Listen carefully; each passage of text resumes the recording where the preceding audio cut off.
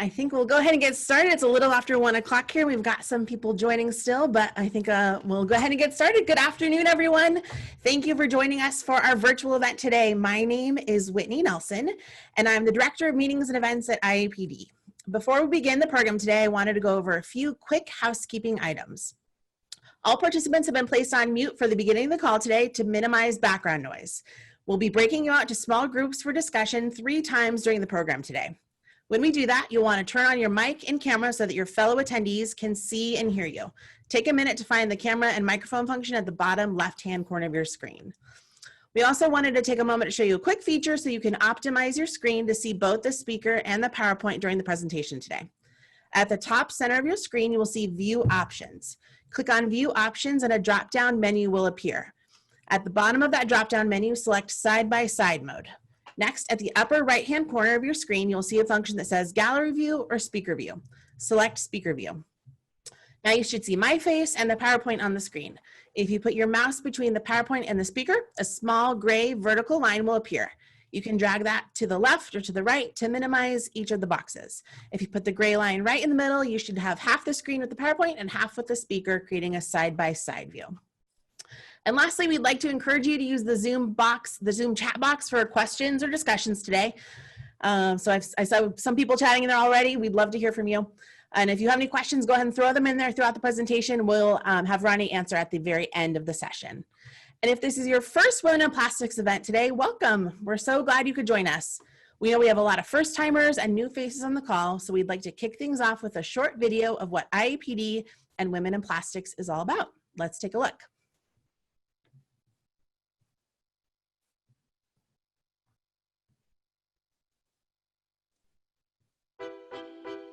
The International Association of Plastics Distribution, IAPD, is the only trade association dedicated to the performance plastics distribution supply chain. Everything IAPD does is based on these 3 strategic pillars: to grow and protect the performance plastics industry, improve the knowledge, performance, and capability of IAPD members, and to make the distribution channel the path of choice. One of the ways we accomplish our mission is through the Women in Plastics initiative. Women in Plastics is committed to supporting women through mentoring, education, and personal and professional development to attract, retain, and advance women within the plastics industry. Good afternoon, everyone. My name is Katina Siegel, and I'm on the Women in Plastics leadership team. I got involved with Women in Plastics in 2017 when I attended my very first workshop in Bethlehem, Pennsylvania. I was still very new to the performance plastics world and was excited to meet peers in the industry and learn more about IAPD. Over the last 3 years, Women in Plastics has given me the great opportunity to build connections and grow my professional network.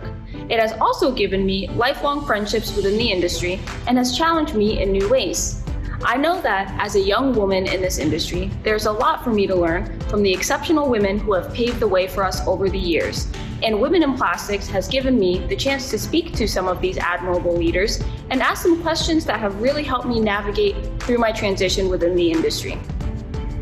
IAPD Women in Plastics is committed to promoting, advancing, and sustaining women in the performance plastics industry, while also emphasizing the need for greater diversity in management and leadership. I am personally very proud to be part of such a dedicated group of professionals who share this mission for our industry. A few weeks ago, we hosted our very first virtual happy hour series, which gave us an opportunity to get to know a few new friends in the industry, have a drink or two, and we even played music trivia. Turns out we've got some real music experts among us. On Saturday, October 3rd, we also held Watch Me Whip Day, which gave us a chance to focus on improving our communities and our well-being. During our in-person events, Women in Plastics has donated to local food banks and even prepared food donations for distribution at mobile food pantries. We kept the philanthropic spirit alive on Watch Me Whip Day, as many of our members made donations to local food banks in their communities. Another part of the Women in Plastics initiative that I'm so proud of is our focus on wellness. Being more active can help all people think better, feel better, and also sleep better. And the simplest way to get moving and improve your health is to start walking. So we challenged our Women in Plastics community to share their step count with us. Well, you guys really stepped up to the challenge.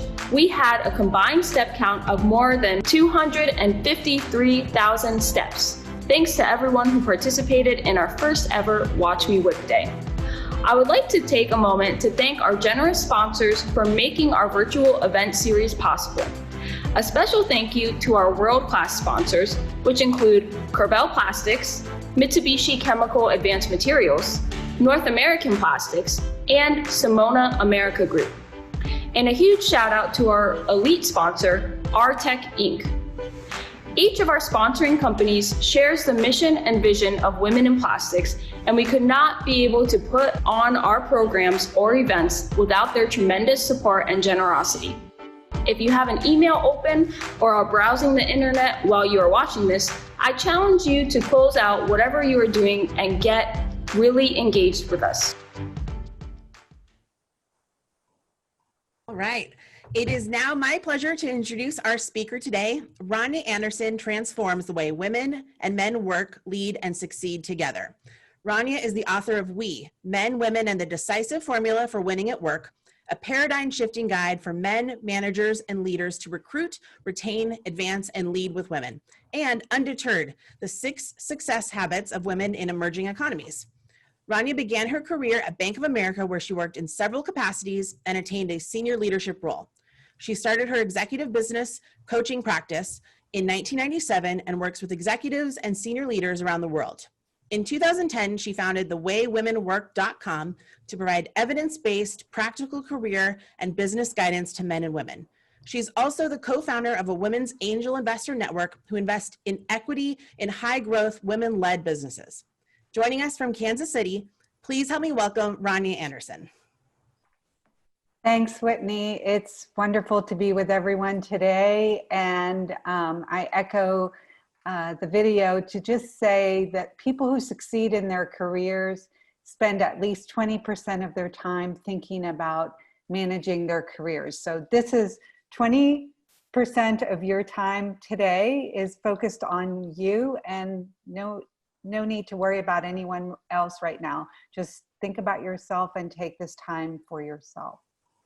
So one of the most underutilized business strategies in the world is that we don't have gender balance in our leadership teams and in our companies. When we know that gender balance creates more innovation, more profitability, better decision-making, and more satisfied employees and higher retention rates. So if you knew that you could really drive all of those results through leveraging one strategy, which is to have more gender balance, why wouldn't you want to do that? And yet, we haven't made a lot of progress throughout the country and really throughout the world. The rates are stalled in terms of the rise of women in leadership roles, and certainly at the top, but also in the first level supervisory positions. And when we look at why we're no longer making progress, of course, there are many, many reasons, but one of them is what we're going to talk about today. The issue of how we are mentoring and sponsoring women. What does that mean? How do you become a mentor? I mean, how do you become a sponsor? What do you do? And if you don't have a sponsor, how do you get one? The challenge that we have is about 75% of executives report themselves that they have proteges who look just like them, meaning they're the same race and gender as they are. So if we know that we still have an imbalance in leadership with more white male leaders, then we know that women are not getting, and people who are of underrepresented groups are not getting the same level of mentorship and sponsorship as men are. So today we're going to debunk those myths. We're going to talk about what it looks like, and we're going to talk very practically about how to do it. First, I want to just give some definitions, because some people are very familiar with these terms and others are not. So on the one hand, I think most of us know what a mentor is. It's somebody who talks with you in private. They give you advice. They say, Courtney, why don't you try this? Mackenzie, why don't you do that? You should talk to this person. They support you. They give you time. They encourage you. A sponsor is something else. It's somebody who talks about you in public, meaning they say, give Whitney this opportunity. She can do it. They advocate for you when somebody says, I don't think she has the chops or the experience to do that. They say, I believe she can. They champion you and they actually make opportunities happen for you. We're gonna break this down in detail. Before I start you off and just jump right into our first breakout, I want to share with you my experience early in my career with my sponsor, my first sponsor, way before I ever even knew that term. So I worked at Bank of America, and at the time I was in an HR role, and the president of the Virginia Bank began to include me in his highest level meetings. And he would turn to me when we were talking about strategy and say, any bank strategy also needed to include and give voice to the people perspective of how we were going to accomplish it. And so he'd keep turning to me in meetings and ask for my opinion and incorporate my views and tell people to include me in their strategic business meetings. And that elevated me and gave me different types of opportunities. So that's the type of advocacy and sponsorship that we want to talk about today. So we're going to jump right in and have you think about your experience in this realm, and Whitney's going to give you some guidance on that. All right, thanks, Rania. We're going to break you out into small groups for discussion. You will see a pop-up on your screen asking you to join the breakout. Just click join when you are ready. When you're in the breakout space, you'll want to enable your microphone and your camera so your fellow attendees can see and hear you. We'd like you to briefly introduce yourselves to the group. What company are you with? What role are you in? And share if you've had a sponsor or protege in the past. And if so, have they been of the same gender and race as you? You'll be in the breakouts for about 7 minutes, and we'll see you back here afterwards. Okay? Okay, it looks like everyone is back with us, Rania, so take it away. All right, hope you learned something about your colleagues, and if you're up for it, we'd love to hear if you've been a sponsor or had a sponsor. So if you feel like putting a comment in chat, that would be great. You can just say something like, had a sponsor or been a sponsor, and just we're curious as to your conversation. One of the things you might be wondering or talked about in your breakout is it possible to be both a mentor and a sponsor? And the answer is yes. You could give someone advice and be their mentor. You could also be their sponsor or be somebody else's sponsor by giving that person assignments or challenges or opportunities. Where the two things overlap is in advocacy. So if you're a mentor who advocates for your mentee, then you're overlapping into that role. And I bring that up because I want us not to minimize the role of mentor and to understand more our role as mentors and allies to each other, which I'll be talking about in a few minutes. So here's something you may have thought about or not thought about, which is the likelihood is that 80% of the decisions about your career are being made when you are not present, when you are not in the room, when senior people are talking about you or your colleagues are talking about you or decisions are being made. So think about that for a minute and ask yourself, do those people know about me and could they advocate for me? Do they know about me and know what I want? And what is it that they would be saying about me? Because if I'm not there, somebody else is talking for me. So the second is that I see this happening all over the place where people don't understand that what gets them ahead in their careers isn't just hard work. And Ginny, I don't know how to pronounce your last name, yesterday posted about that on LinkedIn, saying somebody had asked her how she got ahead in her career, and she talked about the participation of her mentors and sponsors, obviously in addition to her own results. But your career advancement, it takes a lot more than just your stellar performance. It takes people recognizing that and advocating on your behalf. And it's this critical part that we don't think enough about and work enough on. So let's go back to mentors for a minute. So mentors are people who take an interest in your career, but they're not necessarily taking a stake in your success. Meaning they give you advice, but if you rise or fail, or you do it or you don't do it, they're not really invested in that.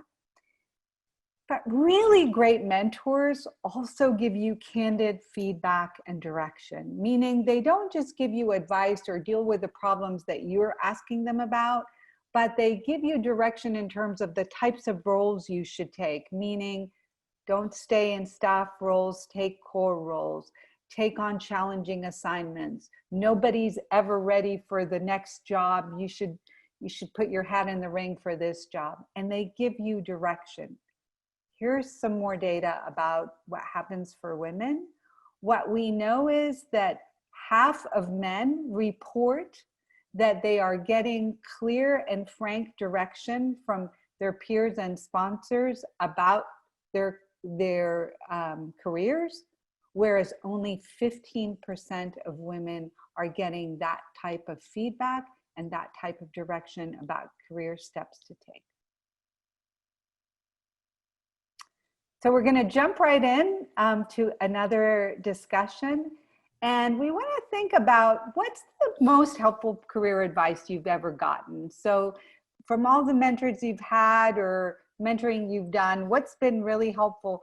And what advice have you ignored? I tell my clients all the time that just because I give them some advice, it doesn't mean they should do it. So Whitney, will you tell us again what the process is? Sure. So I'm going to break you out into groups again. You should be with different people than you were last time. So take a quick second to reintroduce yourself to your group. And like Rania said, we want to hear what is the most helpful advice you've received in your career, and also what advice are you glad you ignored. So we want to take an opportunity for you guys to share with each other. So you'll be there for about 7 minutes, and we'll see you here after. Welcome back. I hope that was a nice time to get to know some new people and share some advice. So looks like everyone is back with us. Rania, take it away. Great. So as before, if you would like to share some of the career advice you shared in your breakout, go ahead and put that in chat. I know your colleagues would love to get your insights on that. We're going to dive now deeply into the topic at hand, and we're going to go for a while before our last breakout, which will be toward the end.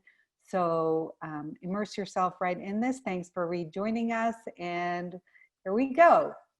So back to talking about sponsors. So a sponsor is someone who has the power and the influence and the willingness, right?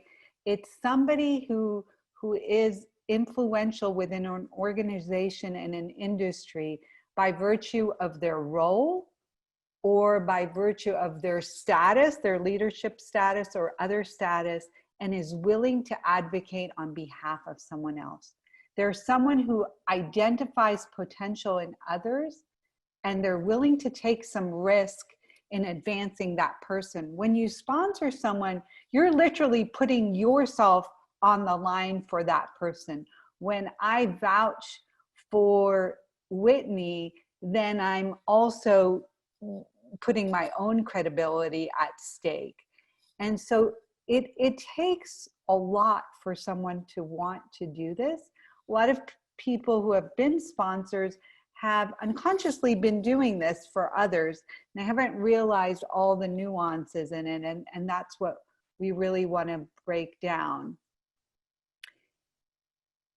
So unlike a mentor who is kind of kind and nurturing and is wanting you to succeed, a sponsor sponsors someone because they have something they want to accomplish, either for themselves in terms of their own stature within the organization, or they want to develop leaders in the company, or they want specific objectives to be achieved for the business or in the industry, and they're elevating someone in order to accomplish those objectives. So a sponsor is not this altruistic, warm, fuzzy kind of person. They're a person who's very directed in terms of the action they're taking. So let me give you an example from a client executive of her company as having great potential. And he kept giving her opportunities to go into roles really where she had no experience, because he saw in her ability to build relationships was different than anyone else at their organization was doing. And he knew if he could position her into those roles, they would stand to gain a lot of clients. And he kept doing that. He kept giving her these new responsibilities and giving her the support to accomplish them. And that's what it looks like. So I talked earlier about men being more sponsored than women and how that gives them an advantage. It's not to say that men don't sponsor women. I've had a lot of male sponsors. I know through chat, many other people on the phone have. I know some of the men on the call on the webinar today have also sponsored women. But when we look at the data, that's what's going on. The other part of this that we don't talk about, it seems like we always talk about male leaders sponsoring or not sponsoring women. But what about women leaders who sponsor other women or mentor other women? And there is a lot of that going on, as well as women who sponsor men. When we have this imbalanced view of women leaders, when we don't realize that women leaders advance the careers of men, then we often are reluctant to think about how women leaders help the whole organization. We talk about advancing women as if advancing women means like it benefits only women, when it benefits both men and women and benefits the whole organization. So a couple of examples are the CEO of PepsiCo, Indra Nooyi. When she retired, she had mentored and sponsored the current CEO, and the former Home Depot female CFO sponsored and mentored her successor so he could take on that role. And that's happening all the time. So where in companies, when we see men get actively involved in the sponsorship of women and other underrepresented talent, we see great progress in terms of moving, in terms of diversity. When male leaders are not actively engaged, we see much less improvement. And that's why we have this opportunity to engage and enlist men in this process, to make them a part of this, to not make them feel bad or shame or blame them for not doing something, but to bring this opportunity in front of them and to show how it can help them and help the organization as well as helping women.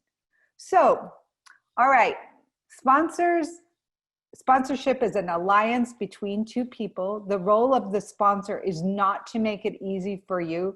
They're usually very ambitious, hard-charging people. And an example that I have, again, from my coaching practice is one of my clients' sponsors is extremely hard on her. He's constantly pushing her to achieve more. He's constantly asking her why the results she's achieved aren't, even higher than they are, even though she's done an incredible job. He's just pushing her to really step into her potential. So they're ideally someone who's a couple of levels above you, but again, this is a person who's pushing you and asking a lot, very demanding, not necessarily making it easier for you or a shoulder to cry on like your mentor is. So what does a sponsor do? And this is really the meat of thinking about your role as a sponsor, right? You pick someone who's a high performer, but most importantly, who has potential. That's the piece that we often miss, right? Because someone is doing a great job in their current role does not necessarily mean they have potential for a different role. And it's the assessment of potential that's critical in the role of sponsorship. Then we identify an opportunity for them where we can put them into a different role, or where they can be on a task force or a new assignment, which is going to be highly visible, where success and failure are very apparent, where the organization can really see them. If you stay in roles that are comfortable for you, or that you know that you can take, or roles that are not high risk, you don't get ahead as quickly. Then the sponsor recommends the person for the role. They make sure that person gets feedback and the support they need to succeed. They are well positioned in terms of that, and the sponsor is paving the way for them.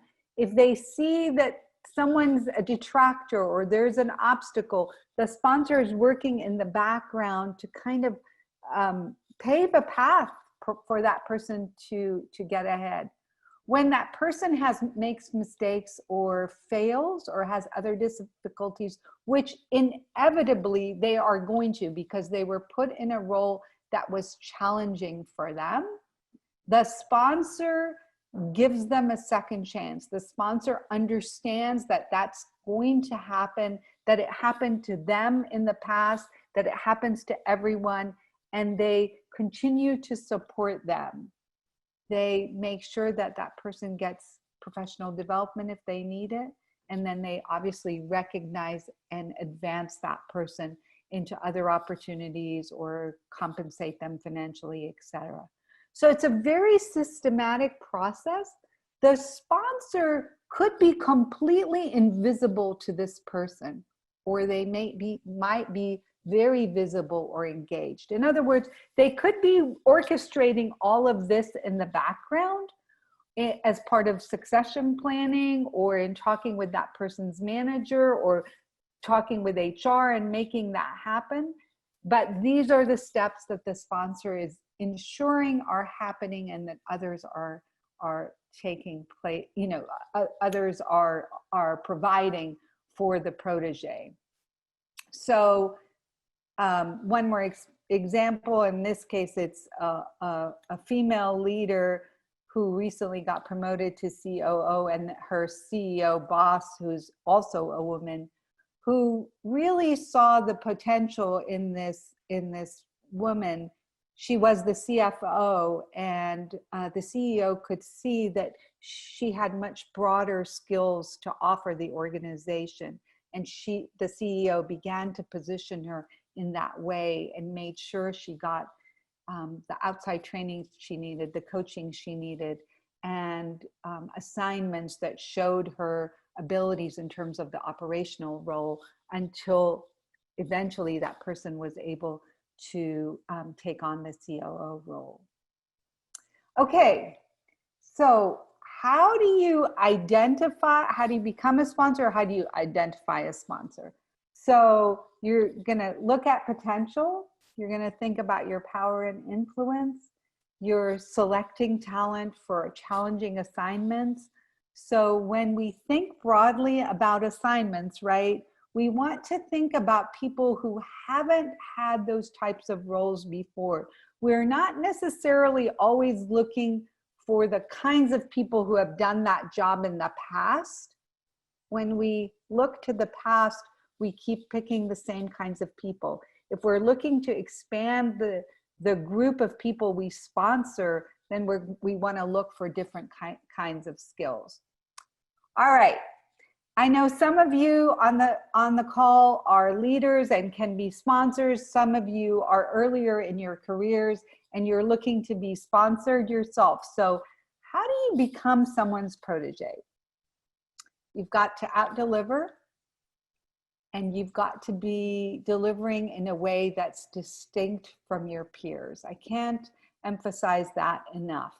In other words, if you're in an account management role or you're in a sales role and you're operating just like all your peers, you're not going to come to anyone's attention. You've got to be doing something that's different. You're showing a different result or a different type of leadership, or you're providing strategic ideas in meetings, and you're contributing things that the sponsor understands, the potential sponsor understands, they are not getting from someone else. This is the person who in a product meeting is offering ideas that nobody else is offering, or has market insights that nobody else has, or who has connected with people in the industry that other people have not, right? This is, when you're someone's protege, you're showing that you have leadership and you have aspiration and that you are loyal to your organization.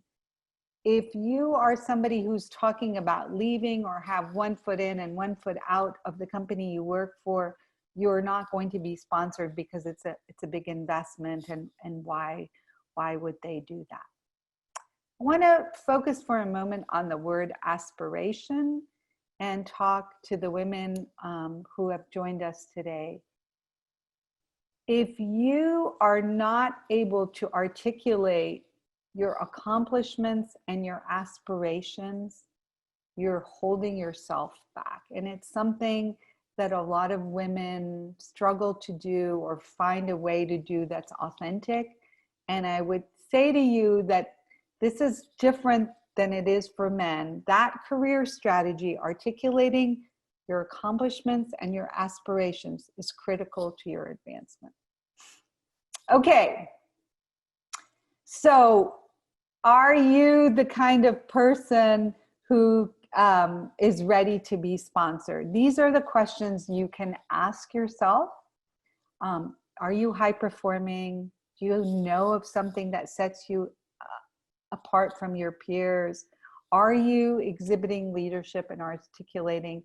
These are some good questions to answer for yourself and to think about, and to say, okay, I'm doing a great job, but I haven't set myself apart from my colleagues. So what can I do from here on out to be more visible, to seen as a strategic person, or to be seen in a different way, and begin to practice some of those things for yourself.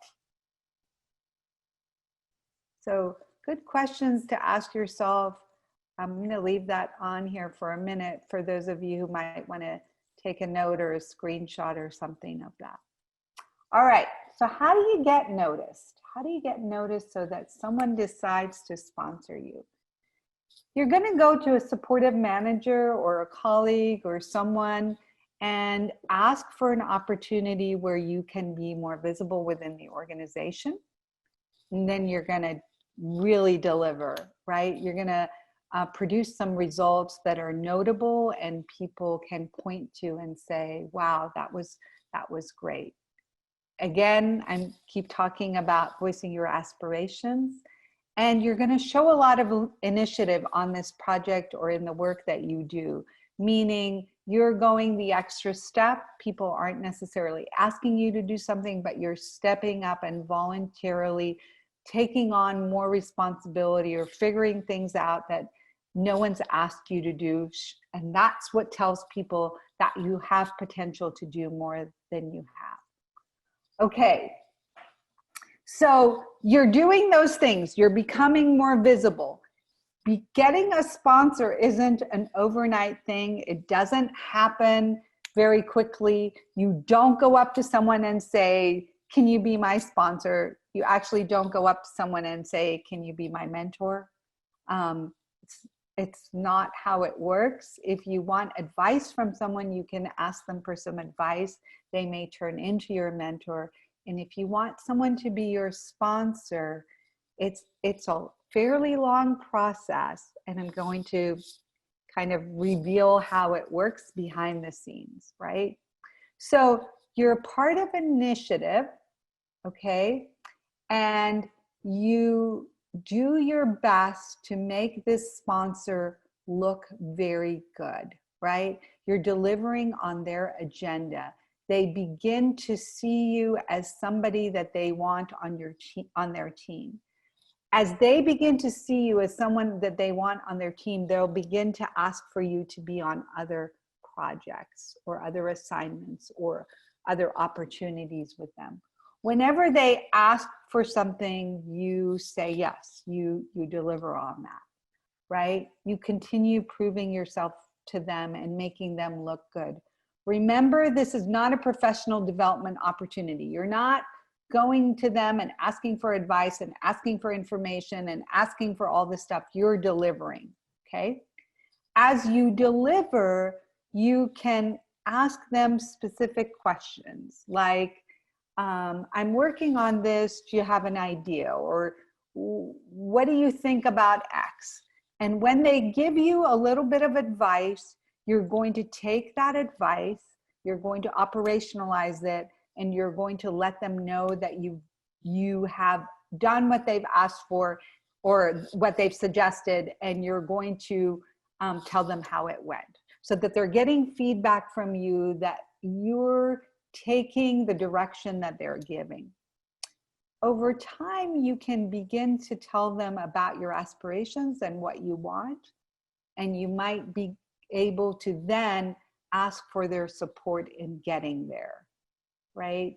Could you introduce me? Would you help me? Could you open this door for me, etc.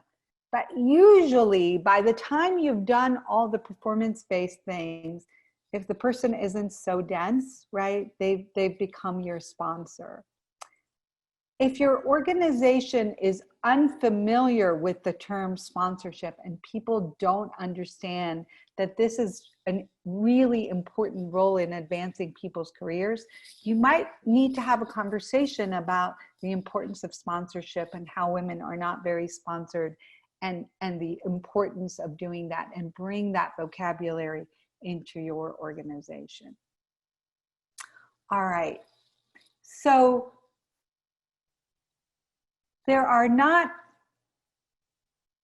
people who can be sponsors are not plentiful. In other words, there's few people at the top of every organization or industry, right? It's not that they are everywhere around. So the fact that you don't have a sponsor or that they are scarce is true, but it shouldn't just limit us. We should think about, how do we advocate for each other? And what are some of the things that we can do to build a network of allies that includes a mentor, sponsor, and peers who are our advocates and allies? And how are we that for other people?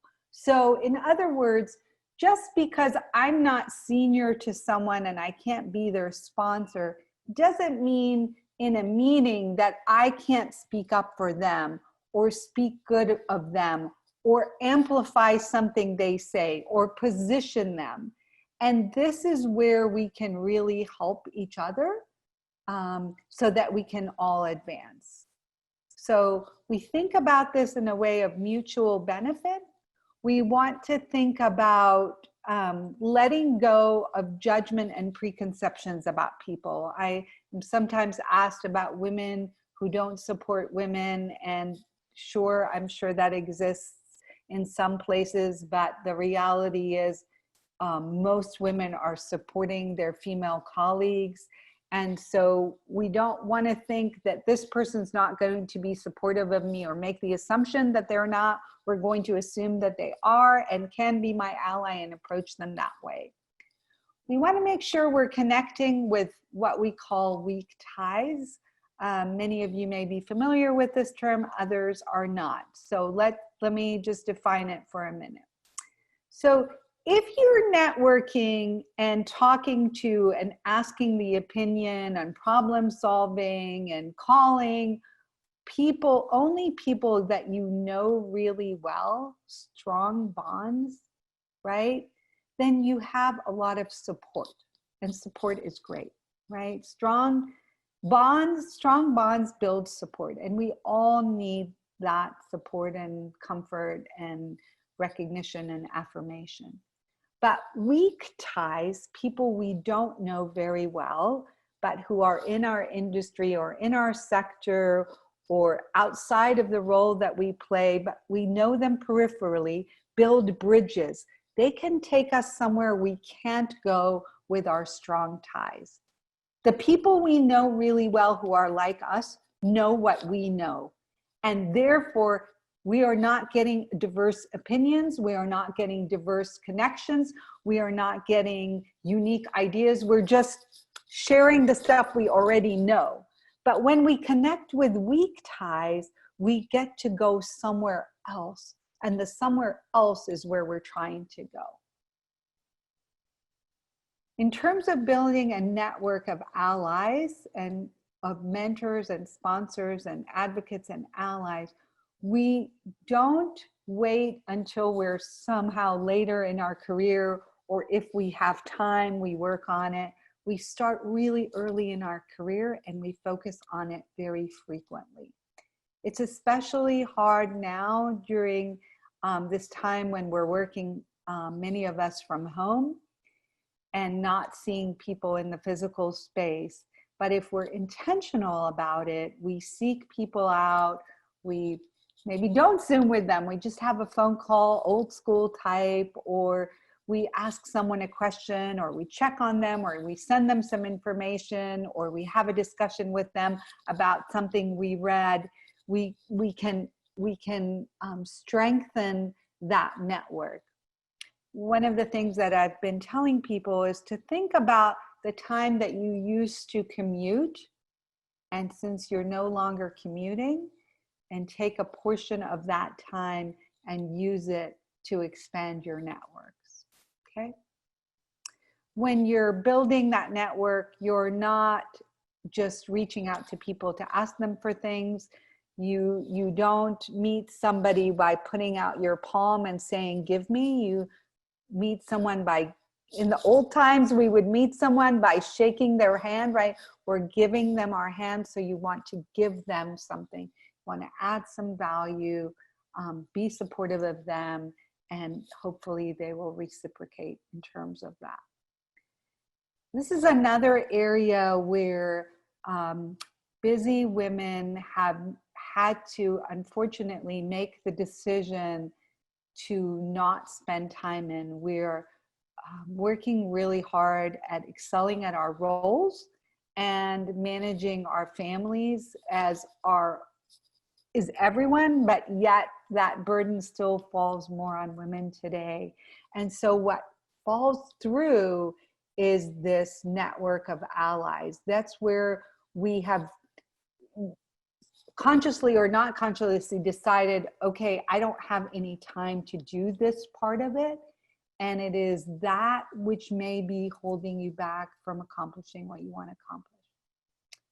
So we're going to go to our last breakout, and would like for you all to share what you've done to build a network of allies and advocates. I'm going to turn it back over to Whitney, and when you come back, I'll have some closing thoughts, and then we'll open it up for your questions. So be thinking about what questions you have as well.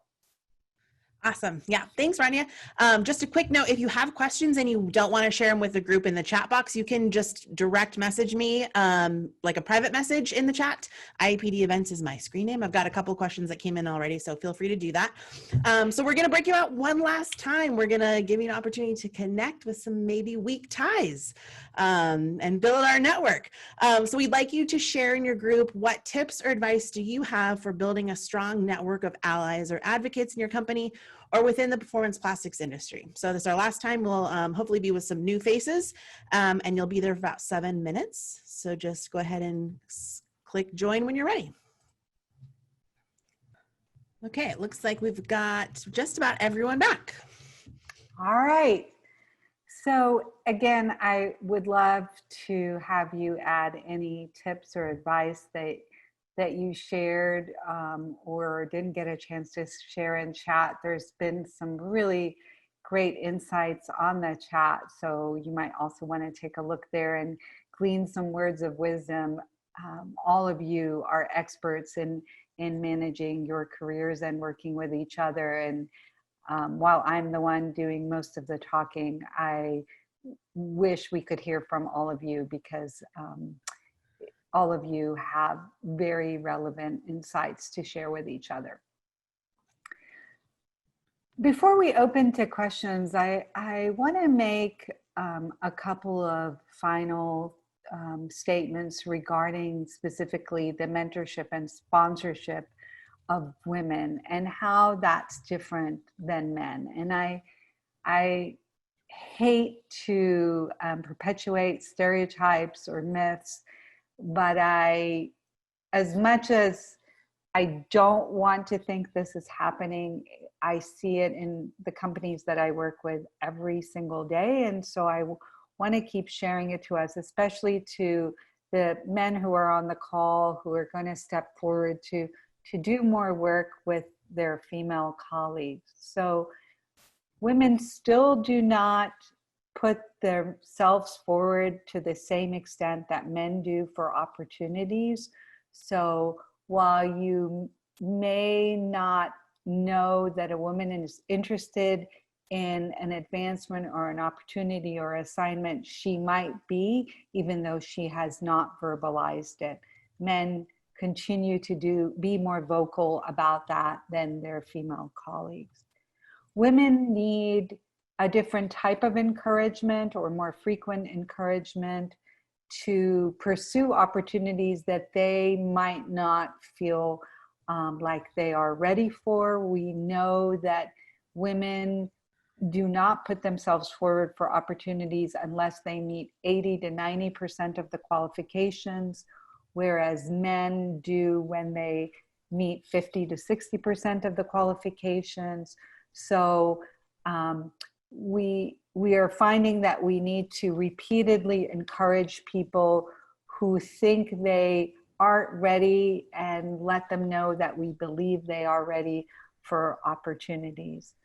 Women like to be recognized not only for their results, but for how they accomplish the results, the effort they put into that.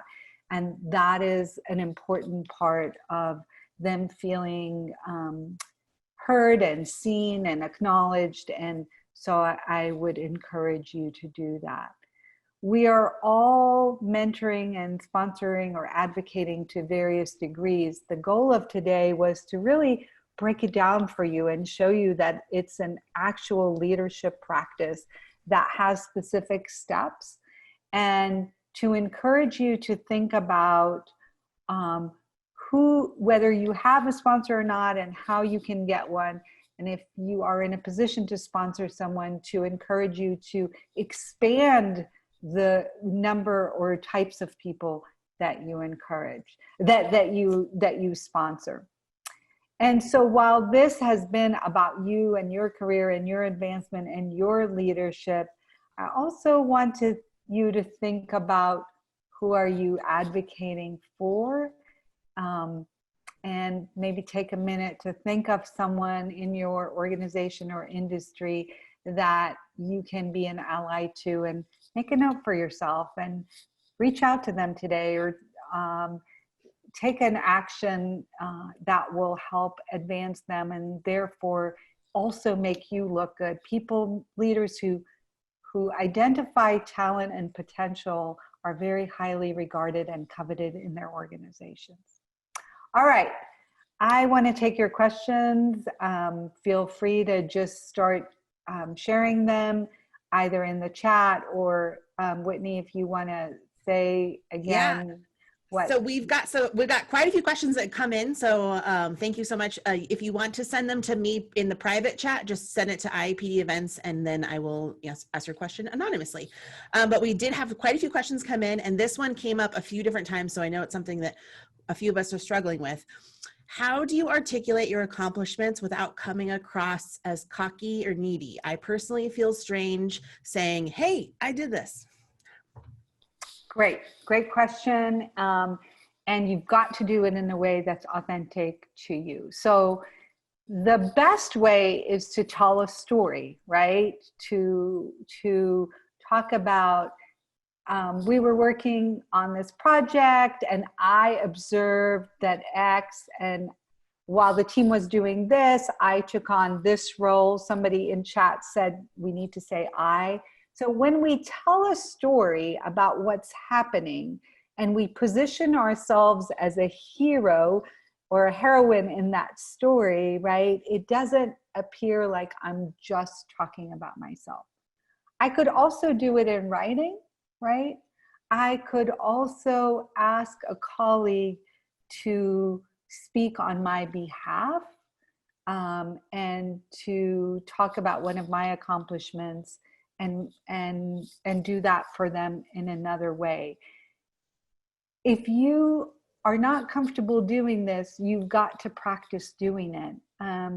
Whitney and Courtney and I practiced yesterday and today how we would do logistics on this call, and we are more comfortable doing it.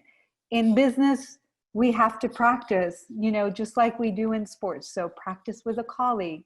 It is one of the most important things you do, and you've just got to find the way of doing it.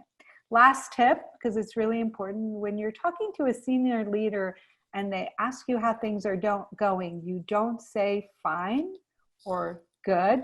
You say something, it's going great. I'm working on X, Y, and Z, and it's fun, or it's great, or it's going well. And so you have those little opportunities to plant a seed about something you're doing without making it some big story. Awesome.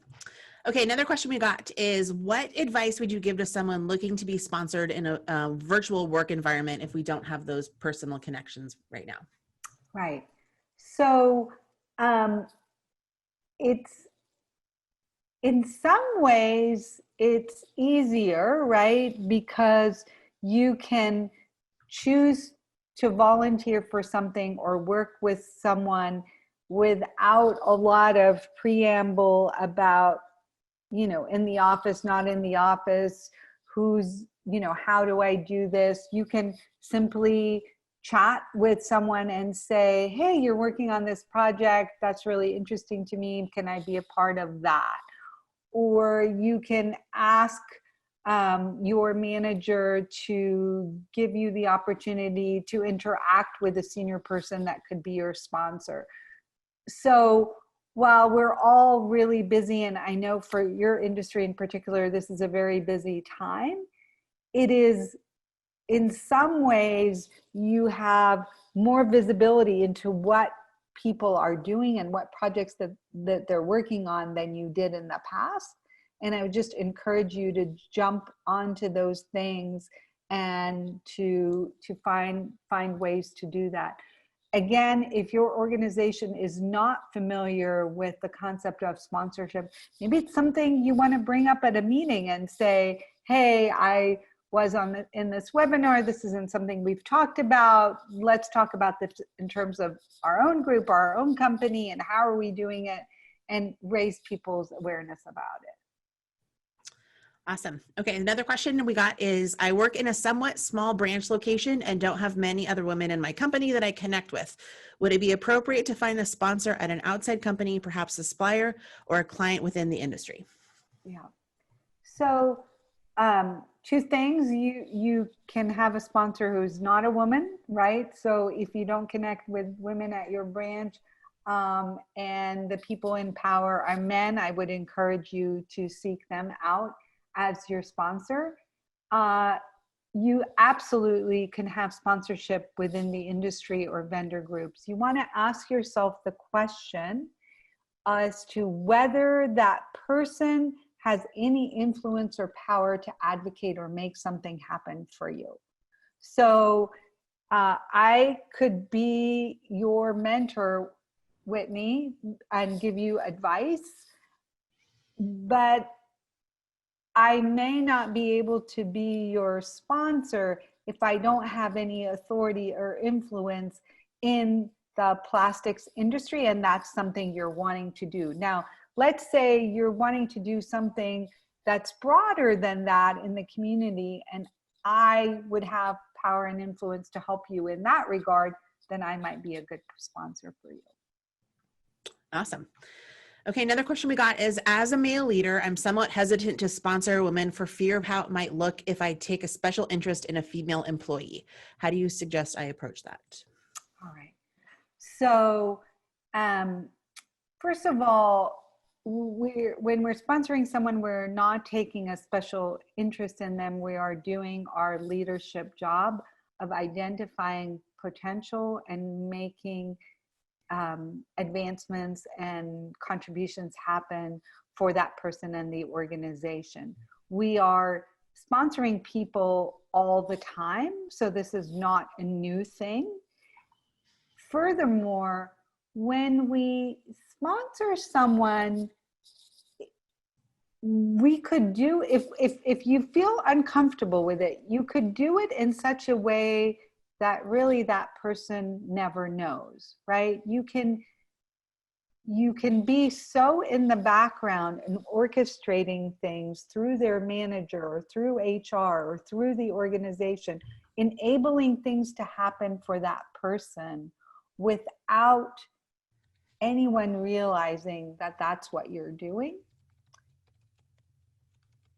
But I would encourage you to be overt about it and to talk about with your teams that the role of senior leaders is to identify potential in teammates and to provide and make sure opportunities happen for them, and that you do that on a regular basis, and you seek certain people out for certain opportunities and others for other opportunities. And this is part of your normal leadership. In the world of Zoom, in some ways it's easier, right? Because sometimes it's not as visible to other people, and maybe it's a time to leapfrog ahead in this area where you might have for some reason have felt uncomfortable doing so in the office. Okay.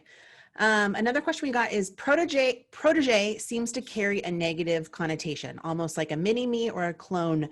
Should sponsors intentionally seek out those who are different from them in some way? Why or why not?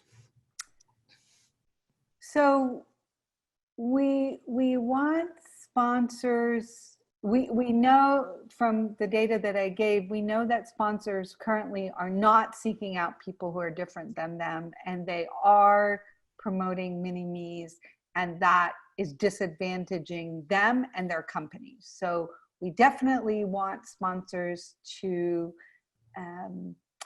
broaden the type of person that they are sponsoring, so that we change this notion of mini-me.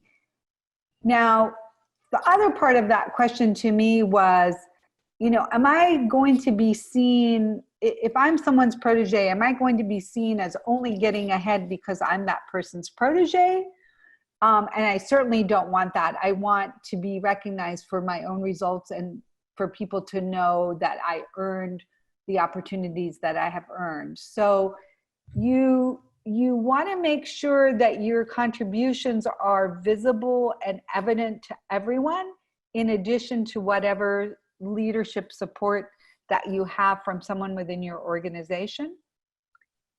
Furthermore, you don't want to be so closely aligned with one person that if that person leaves or somehow changes their mind about you, you're kind of left in not a good place, right? Or if they leave the organization or something happens. And that's why I spent some time talking about that broad group of allies. And if you don't like the word protege, we can call it something else. Okay, one more question we got is, would you recommend listing leadership trainings when you're advocating for your accomplishments that have taken place at other companies? I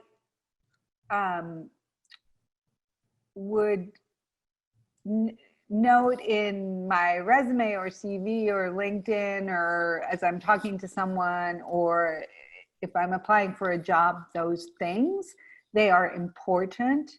But the most important thing is what you have accomplished and the results you have achieved rather than the trainings you have attended.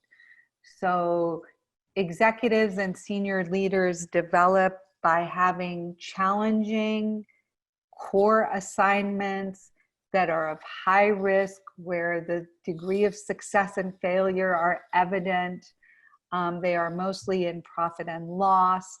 And so the more you can speak about results and the things you have done rather than the development experiences you have had, the better off you are. Not minimizing development experiences, but I think sometimes we overweight them. And if I were to give you a percentage, its experiences should be 70%, and trainings and those kinds of things are like, I would weight them at 30%. Okay. That was the last question we had. So unless anyone has anything else, I think that we have, I'm going to let you guys go 5 minutes early, but I would love for you to take that 5 minutes and not jump on your email, and to just sit where you are and to do one of two things. Either think of someone that you want to seek out to mentor or sponsor, and the opportunity that you might have in mind for that person and how you might approach them or who you can approach in your organization. Or think about who could be your sponsor and how you would become visible to them.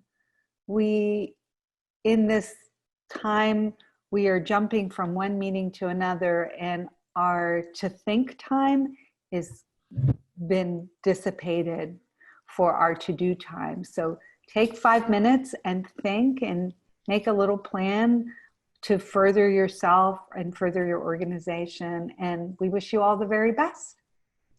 Awesome. Thank you so much, Rania. We will be sending out an email this afternoon. You'll get it from me with a survey. So please go ahead and fill that out. We'd love to get your feedback on how we can improve our future events. And Rania's PowerPoint slides will be available to download at the conclusion of the survey. And several people have asked if this session has been recorded. It has, and it will be available on the IAPD website. So you're welcome to share this with your colleagues if you want to use it as a toolkit in your conversations to continue talking about sponsoring and mentorship. So thank you so much, everyone. Have a wonderful day. Thanks.